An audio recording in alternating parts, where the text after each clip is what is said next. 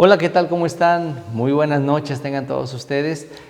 Nuevamente estamos hoy compartiendo en esa tercera sesión de esta transmisión del estudio del Evangelio, en donde vamos a continuar con los temas que estamos hablando acerca de este Evangelio.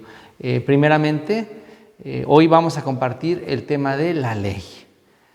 Y hay un error, hay una cosa que Dios desde un principio quiso hacer con los seres humanos. Desde el principio Dios no quiso que el hombre trabajara, no quiso que el hombre manifestara su obra. En la creación nosotros vemos que Dios hizo al hombre en el sexto día. En ese momento que ya Él había concluido toda la obra de la creación. El hombre fue el último elemento que Dios hizo, que Dios formó, y después empezó el séptimo día.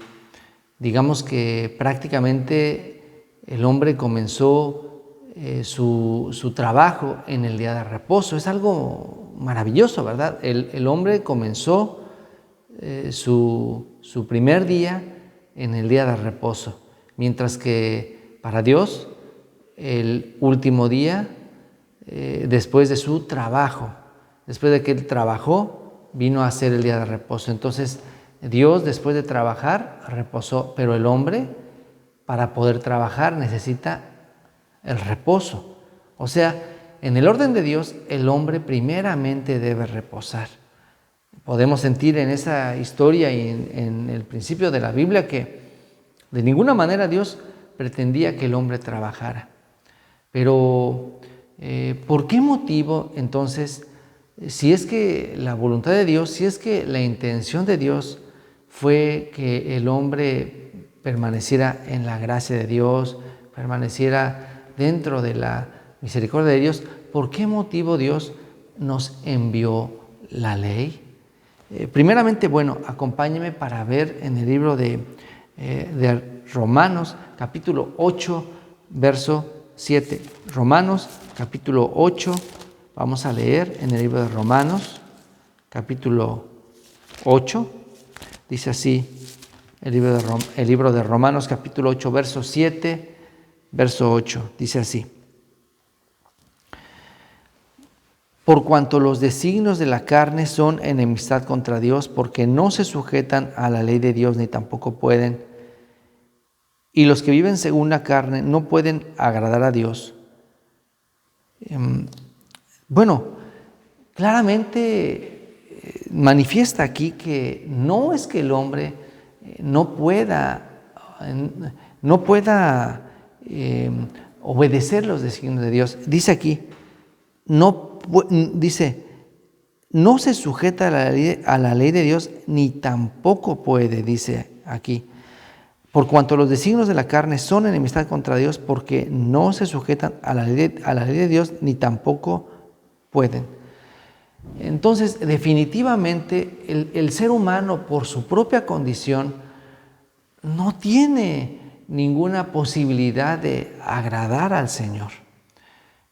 No hay en el humano algo que pueda hacer para cumplir los criterios o las expectativas de Dios. Por eso mismo Dios mostró la obra suya a través de Cristo Jesús. Por eso mismo Cristo tenía que venir al mundo para morir por nosotros. Si hubiera algo que nosotros pudiéramos hacer, Jesucristo no habría necesitado venir al mundo. Pero precisamente porque el hombre no puede hacer nada, no pudo hacer nada, por eso el Señor envió a su Hijo amado al mundo. Pero a pesar de que la condición del hombre es deplorable, el hombre no conoce esa condición. Ese es el primero y grande error que el hombre ha cometido. Que a pesar de que nosotros somos los seres humanos, que somos una máquina de maldad, únicamente de nosotros y de nuestro ser sale el mal, Dice, no se sujeta a la ley de Dios ni tampoco puede. A pesar de que tenemos esa condición, pero no sabemos, no lo conocemos. Y por eso ese es un error todavía mucho más grande. Y no sé si en algún momento haya usted visto una mascota tan pequeñita ladrándole a un perro grande. ¿Será que ese animal es o muy valiente o muy ignorante? El que él se atreva a ladrarle a un animal de pelea, a un perro de pelea, entonces nos hace pensar, oye, cuidado, ¿no? O serás muy valiente o de verdad serás muy ignorante. Yo me voy por la segunda opción. Él nunca ha sido agredido, nunca ha tenido una pelea, por eso se atreve a ladrarle, ¿verdad?, a otro animal que es mucho más fuerte que él. Digamos que es un ejemplo que también en nuestra vida se hace muy atrevido. Y así también encontramos varios ejemplos que muestran esta escena. Por ejemplo, habla la Biblia acerca de un joven rico, un joven bueno, que dice así, se presentó delante de Jesús diciéndole que era, habló así, como dirigiéndose a Jesús como maestro bueno. Jesucristo dijo, ¿por qué me llamas bueno? No hay ni uno bueno, sino solo Dios. No que Jesús no fuera bueno, Jesús también ahí se está excluyendo, pero lo que le quiere decir al joven es, ni tú eres bueno, joven. Eso es lo que Jesús quiso decir, ¿verdad? Ni tú eres bueno. No hay ninguno bueno, sino solo Dios. O sea, Jesucristo es Dios, pero el joven no es bueno. Pero ese joven pensaba que es bueno. De la misma manera, la mayoría de nosotros pensamos que somos buenos. Nosotros no fuimos hechos para hacer algo para Dios. Es Dios quien tiene que hacer todo para nosotros.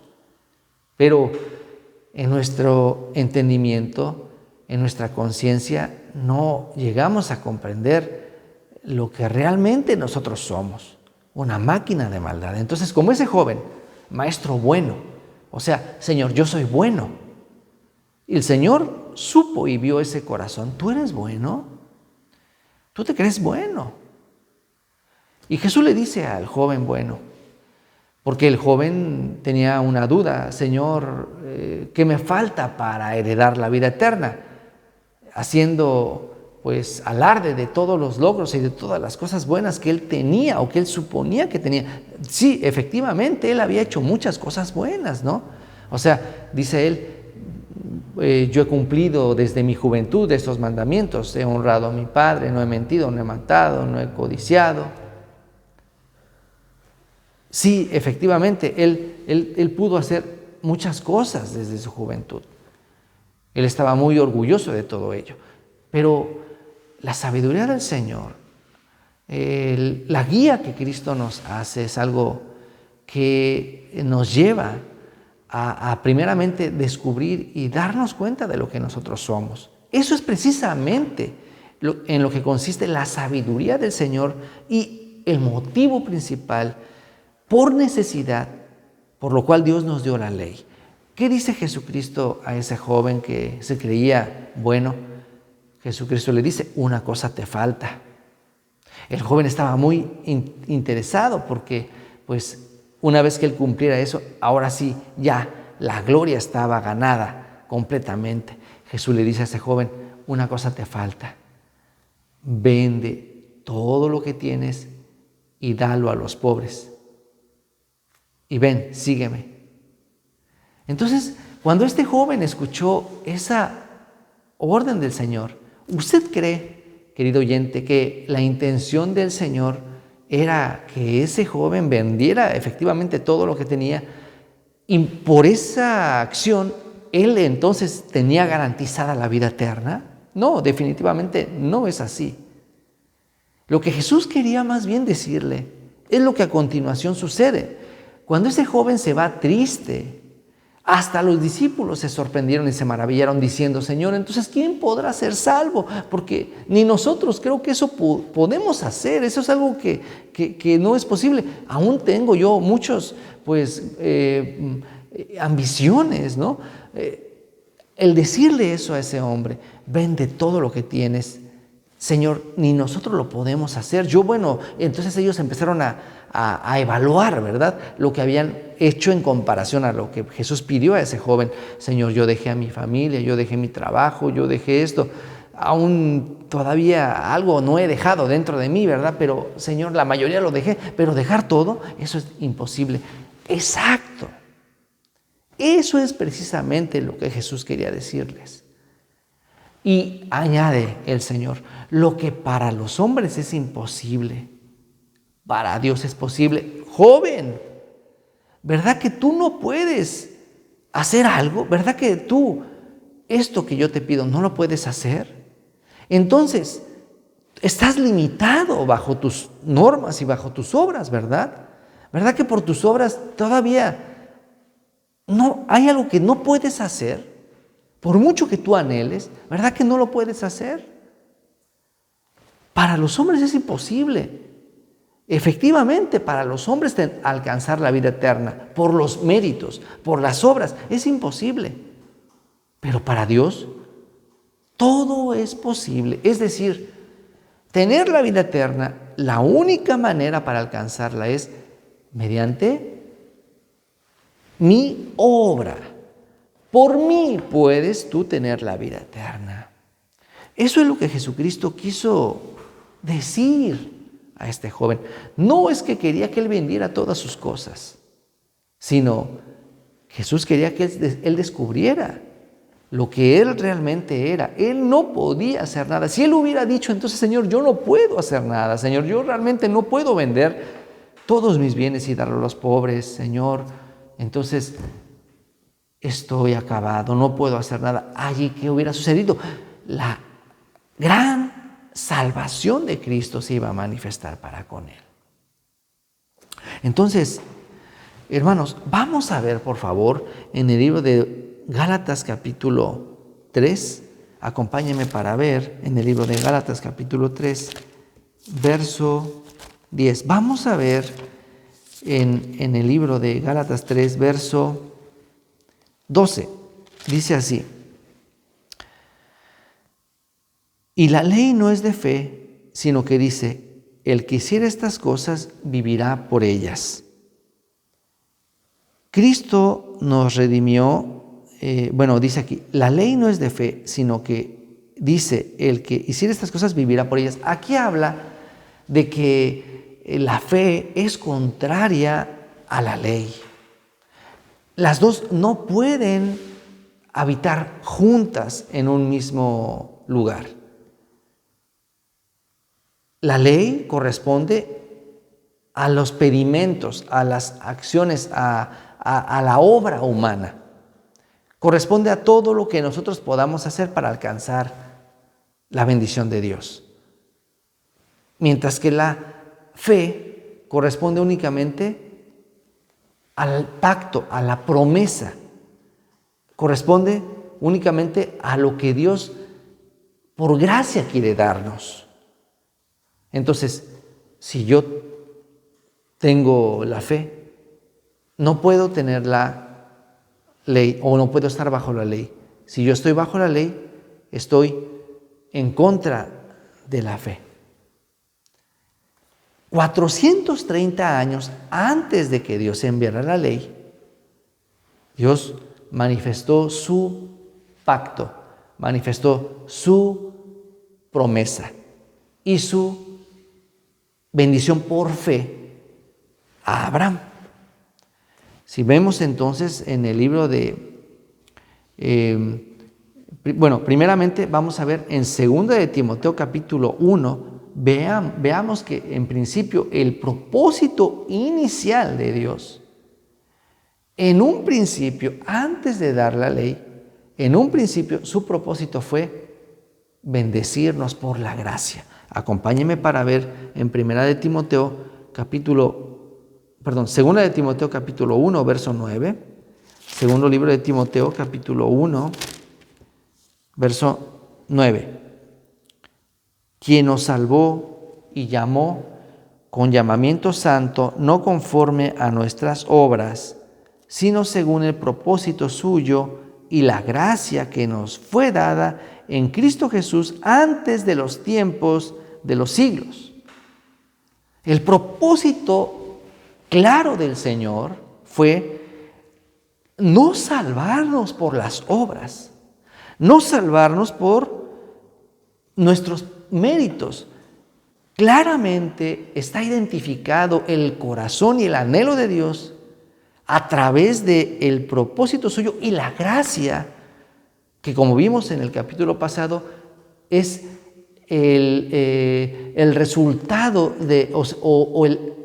el amor hecho palpable a nosotros a través de la gracia de Cristo Jesús. Entonces, dice aquí claramente que nos fue dada en Cristo Jesús antes de los tiempos de los siglos, pero que ahora ha sido manifestada por la aparición de nuestro Salvador Jesucristo, el cual quitó la muerte y sacó a luz la vida y la inmortalidad por el Evangelio. Quiere decir que el plan desde el principio de la creación fue que fuéramos bendecidos a través de Cristo Jesús, no por nuestras obras, no por nuestros méritos. Y la primera representación de esto, tan clara y evidente, fue a través de Abraham. 430 años antes de que viniera la ley, Dios ya manifestó este querer de él. ¿Y de qué manera Dios se mostró a Abraham? Dios había prometido a Abraham incondicionalmente. No vio si era bueno, si era malo, sino simplemente Dios le dijo a Abraham, cuando él estaba, Dios le había prometido primeramente un hijo. Pero vamos a ver más en detalle a qué se refería Dios en la promesa que Dios dio a Abraham. Vamos a ver en el libro de Gálatas, otra vez, vamos a ir al libro de Gálatas, capítulo, vamos a ver en el libro de Gálatas, capítulo 3, verso 16, dice así: vea usted, ahora bien, a Abraham fueron hechas las promesas y a su simiente. No dice, y a las simientes como si hablase de muchos, sino como de uno, y a tu simiente, la cual es Cristo. ¿Qué promesa Dios dio a Abraham 430 años antes de que diera la ley? La promesa era, en tu simiente serán benditas todas las naciones. Quiere decir que en Cristo Jesús todas las naciones serían benditas. En Cristo Jesús, por la fe en Cristo Jesús, todos seríamos justificados, santificados, hechos hijos de Dios. Sin condición, fuera bueno, fuera malo, no importa la obra, no importa el mérito, allí no incluye nada de eso. Dios prometió eso a Abraham y dice ahí en la Biblia, Abraham creyó y le fue contado por justicia. Así que ya podemos ver que ese plan fue dado a Abraham y posteriormente nosotros hemos alcanzado también esa promesa. Pero ahora, ¿por qué incluyó la ley? ¿Por qué motivo tenía que Dios agregar la ley? Aquí mismo lo responde. Vamos a ver, hermanos. Dice, vamos a continuar. Aquí dice el verso 17. Esto pues digo, el pacto previamente ratificado por Dios para con Cristo, la ley que vino 430 años después, no lo abroga para invalidar la promesa. Porque si la herencia es por la ley, ya no es por la promesa, pero Dios la concedió a Abraham mediante la promesa. Entonces, ¿para qué sirve la ley? Continúa diciendo Gálatas capítulo 3, verso 19. Fue añadida a causa de las transgresiones, hasta que viniese la simiente, a quien fue hecha la promesa y fue ordenada por medio de ángeles en mano de un mediador. Quiere decir que la ley fue dada únicamente por necesidad. Es decir, el motivo de la ley fue para que el hombre pudiera ver su condición, para que el hombre pudiera darse cuenta que no tiene ninguna posibilidad de recibir la bendición de Dios y únicamente quede confiando en Cristo Jesús. Veamos, dice el verso 24, de manera que la ley ha sido nuestro ayo para llevarnos a Cristo, a fin de que fuésemos justificados por la fe. De manera, hermanos, que a través de la ley nosotros podemos darnos de nuestra condición pecaminosa. Nosotros, a quienes hemos nacido pecadores, Dios nos dio la ley para que pudiéramos no dejar de pecar, sino para que nos pudiéramos dar cuenta de lo que realmente somos, de la magnitud de maldad que tenemos. Entonces, en ese caso, donde una mujer es juzgada por causa de adulterio, desde este punto de vista que la Biblia nos está diciendo, ¿quién cumplió la ley? La ley fue dada para que identificáramos el pecado. La ley no fue dada con el propósito de que nosotros cumpliéramos o hiciéramos el bien, sino para que nos diéramos cuenta de que somos pecaminosos. Entonces, esa mujer que fue capturada en el acto mismo de adulterio, ella cumplió la ley. El propósito de la ley era señalar que somos pecadores, para que finalmente, una vez que nos dimos cuenta de nuestra condición, fuéramos llevados a los pies de Cristo para alcanzar ¿qué? La salvación. Una vez que esa mujer quedó ya completamente desarmada de su justicia, únicamente expuesta a la muerte, entonces, por medio de Cristo Jesús recibió el perdón, por medio de Cristo recibió la justicia. Amados hermanos, por último, vamos a ver aquí en el libro de Romanos capítulo 7, vamos a ver Romanos capítulo 7, en el verso 8, mas el pecado, tomando ocasión por el mandamiento, produjo en mí toda codicia, porque sin la ley el pecado está muerto, y yo sin la ley vivía en un tiempo, pero venido el mandamiento, el pecado revivió, y yo morí. Y hallé que el mismo mandamiento que era para vida, a mí me resultó para muerte. Porque el pecado, tomando ocasión por el mandamiento, me engañó, y por él me mató. De manera que la ley a la verdad es santa, y el mandamiento santo, justo y bueno. Así es que, de esa manera podemos darnos cuenta de que la ley fue dada para que pudiéramos darnos cuenta de nuestra naturaleza. Esa mujer adúltera, a través de la ley, se dio cuenta de su condición y fue llevada a los pies de Cristo para recibir la vida eterna por Cristo Jesús.